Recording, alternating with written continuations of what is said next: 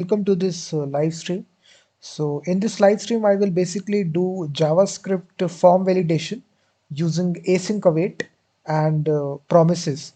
So these are the two concepts which are necessary inside the programming, which is async await and promises. And basically we will use these concepts to enable the client side form validation, which is a very important concept in any application that you are building inside browser. So we have a simple form, guys, that I built using Bootstrap. We have two fields out there, email address and password, and we basically have a button right here. And now if I don't enter any sort of values inside the form and try to click the submit button, you will basically see a error message will pop in that form submission failed. Please check the errors. So it will say email is required and it will be appearing in the red color, and it is basically using the Bootstrap class here. And now we need to enter the email address. It will not let me submit the form, so need to hit the we need to fill out this. And now again it say password is required. So basically it is a client side validation and you can't submit the form before writing everything. So now if I also enter the password here and now click submit, you will basically see form submitted successfully.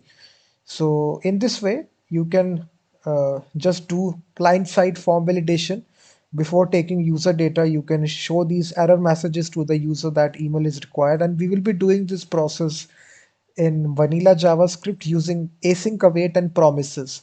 So this is actual code, guys, and now let me write this code step by step, and I will just create an index.html file, and we will simply give it a title here, JavaScript async await and promises form validation. So we will say form validation here in browser. And just right here, guys, we do need to include the Bootstrap CDN and for actually building out the form, simply copy this, and just after the title here, you need to paste it here.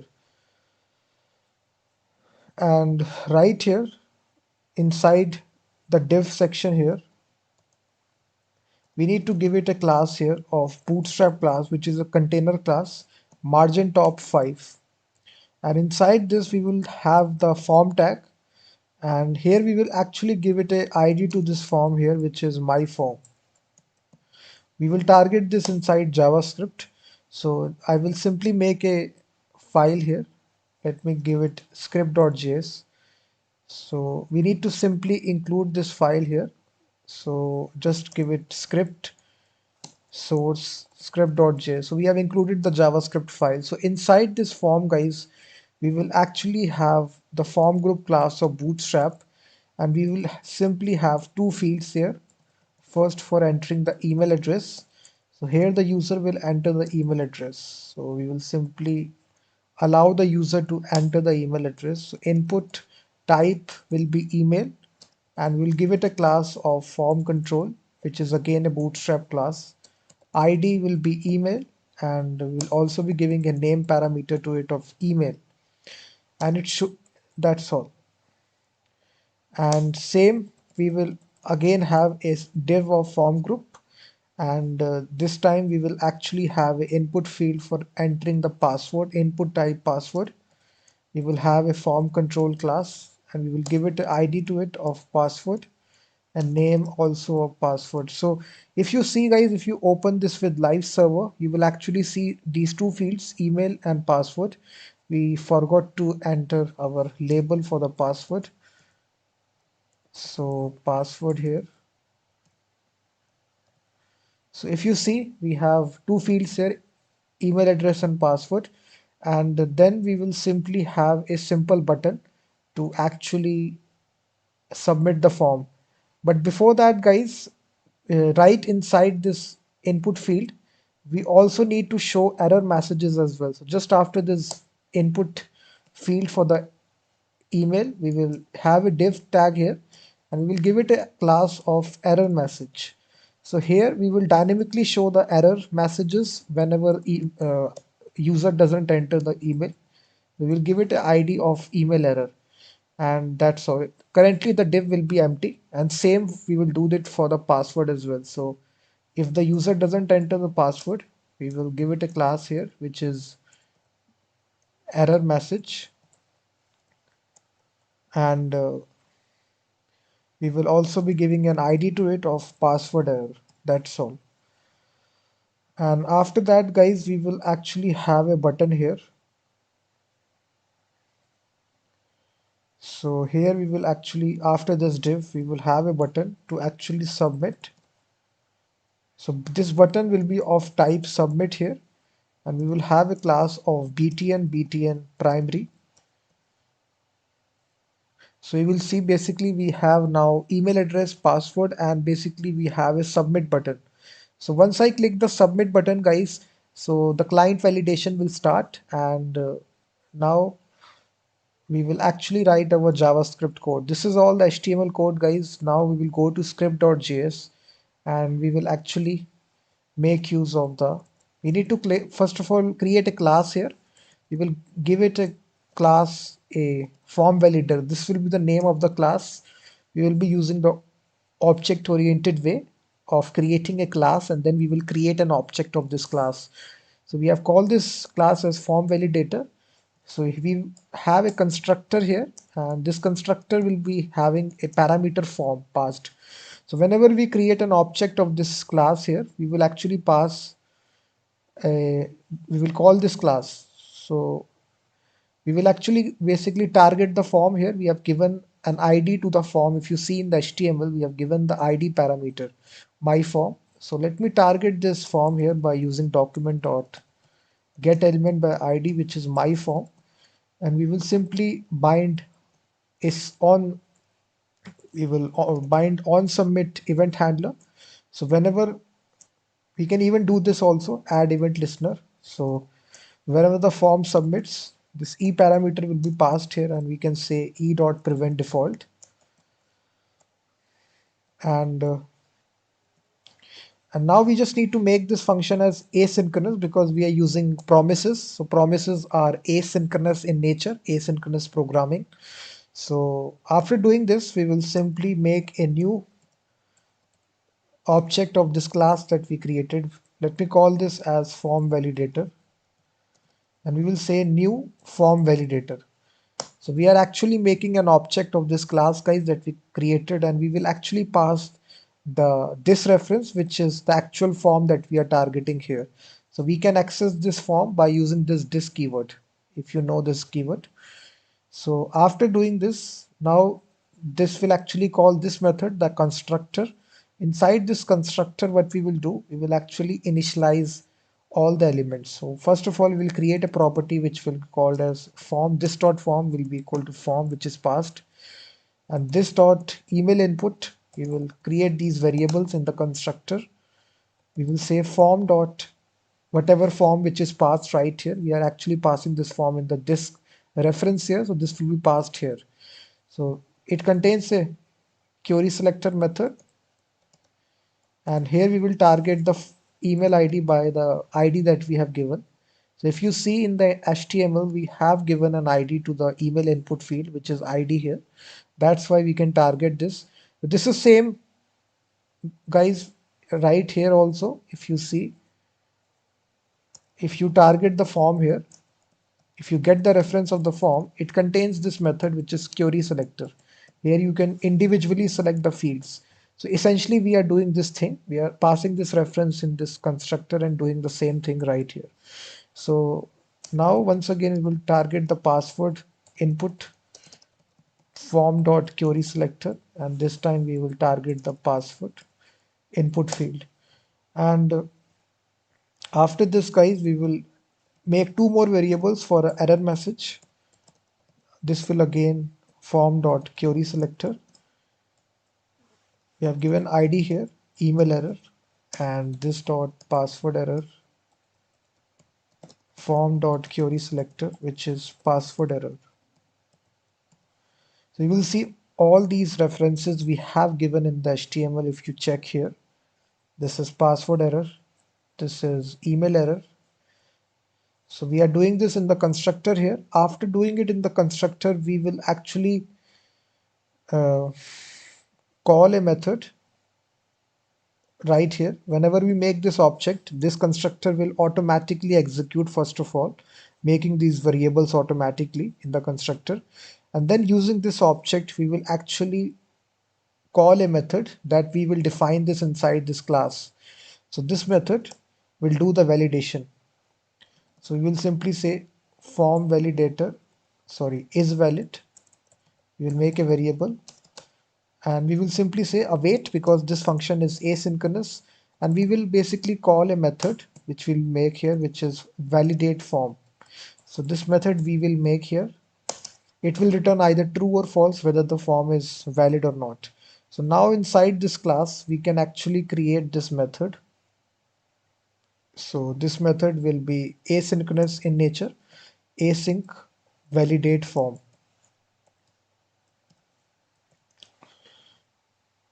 So basically guys, we are actually calling this asynchronous function using the statement await. So whatever result is there, it will be stored inside this variable is valid. So we will execute all the code inside try catch block. So if any sort of error take place, we can console log it like this. So console log error. After this guys, we will simply write here, call another function for validating the email. So this will be, we can use await here again, await this dot validate email. So we will define this function as well right here at the top, which will be responsible for validating the email. So we will simply say validate email. We will also define one other function which will be validate password. So these two functions we are actually calling guys, if you see, for doing this. So after doing this, we call this function which is this dot validate password. This function, if you see, again this is a we are calling this for the validating the password as well. And in last, after that, we will simply return true if all the things are correct. If any sort of error take place, this catch statement will execute, return false will be there. So we are actually executing, basically returning a Boolean parameter. We can console log this value. So right here. So now we need to write these two functions which will actually validate if the email is correct and password is correct. So here we need to return a promise guys. As you all know, inside async await, we need to return a promise. So how we can do that? We can return new promise. It's built in inside every browser. What is the promise? Promise is a async await uh, level of programming guys. A promise contains either it can resolve, either it can reject. These two things are there. It needs to be passed in every promise. So in this way you can basically initialize a promise. We are simply returning it from this function, and here we will capture the email address by using this dot email input dot. We will capture the value which is entered and we will trim it using the trim function of JavaScript. And right here we will actually compare if the email hasn't been entered. In that case, we will say this dot email error dot text content. We will manipulate the text content of this and we will say email is required. That's all. And then we will reject this promise. Reject and passing the error, that is email is required. That's all. So here what we are doing guys, we are capturing the email address, checking it whether it's written or not. If it is not written, then we are rejecting the promise and manipulating the text content which is email is required. After doing this, in the else, if the email is present, in that case we will resolve the promise and we will clear out the error message like this, and then we will resolve the promise. That's all. So if I now basically do this, if I don't enter the email address now, try to submit the form. So nothing will be printed out. If you see, if I console log the value, form query selector is not a function on script number.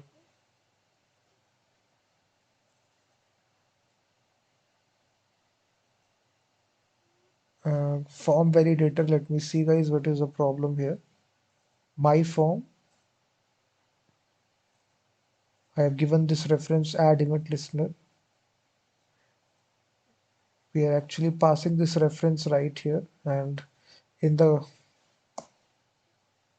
if I console log the form here,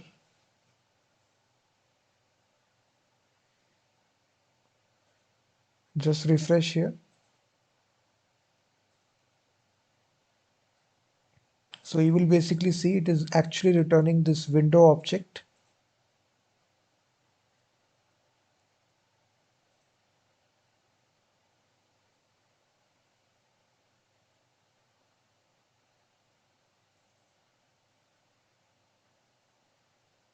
Just wait guys, let me see what is the problem here.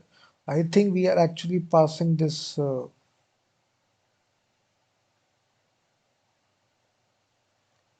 add event listener function event const new form validator. We are passing this reference, which is this here. If you see, this will actually call this constructor class form validator. This is actual class which will be, this will be received right here in the constructor. This dot form is equal to form, and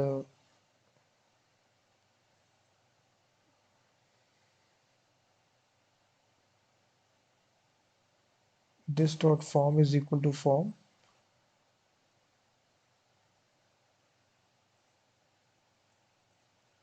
Let me inspect and let me empty out the cache.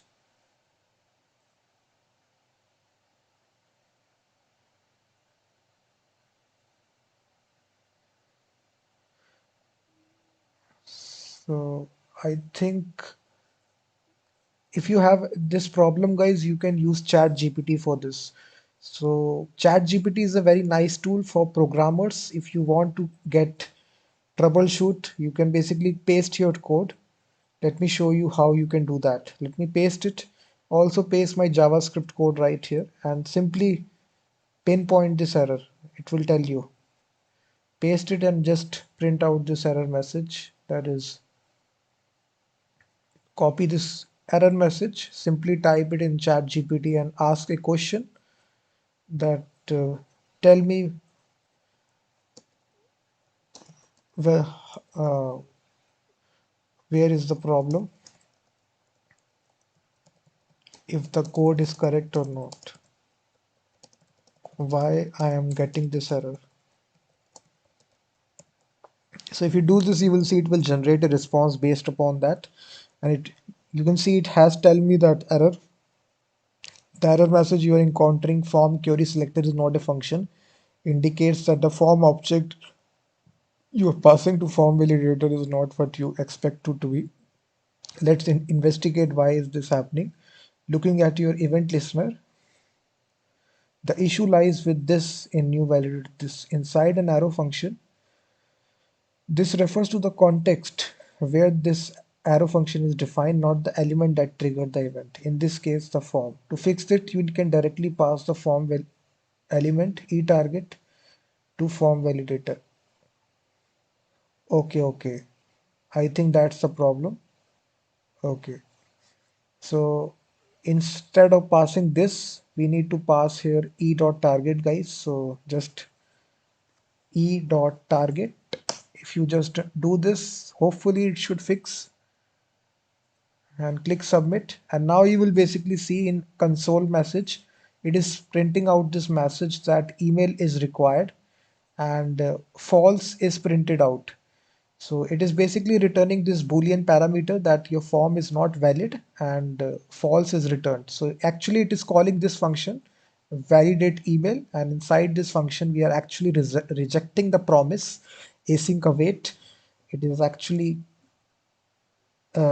executing this function and returning false here, because inside this function basically we are rejecting the promise here, So this error message is printed out, email is required, and inside the catch we are returning false, and that's why we have printing out false. So same thing we will do this for this also, password thing as well. So same thing we need to do this for the password as well. So return new promise.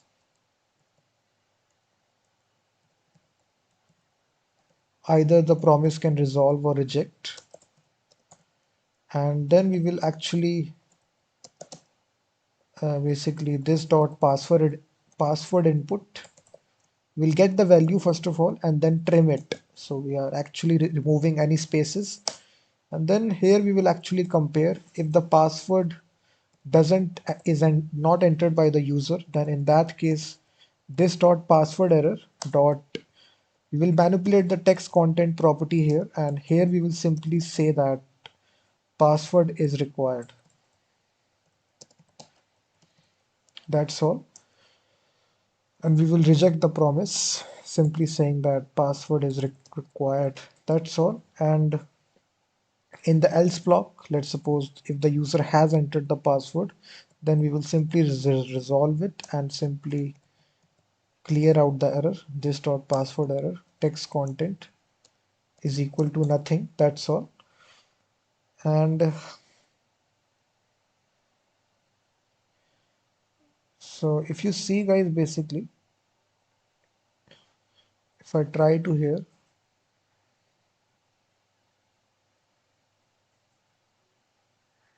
click on submit, you will basically see email is required. If you see email is required, it is printed out. So you need to enter the email address. So if I enter the email address, doesn't enter the password, you will basically see it will trigger out this error message, password is required.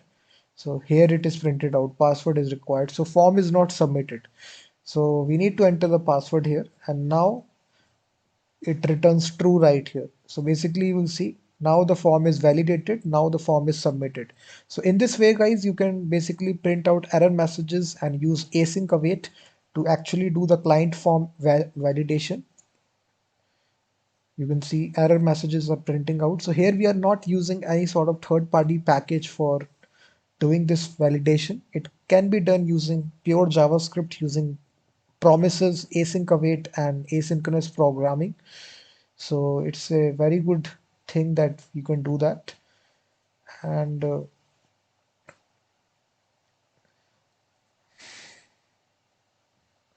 I think in this way you can do this, very easy way by which you can do this. And thank you very much guys for watching this video. If you like this video, then please hit that like button, subscribe the channel, and I will be seeing you guys in the next live stream. Until then, thank you very much.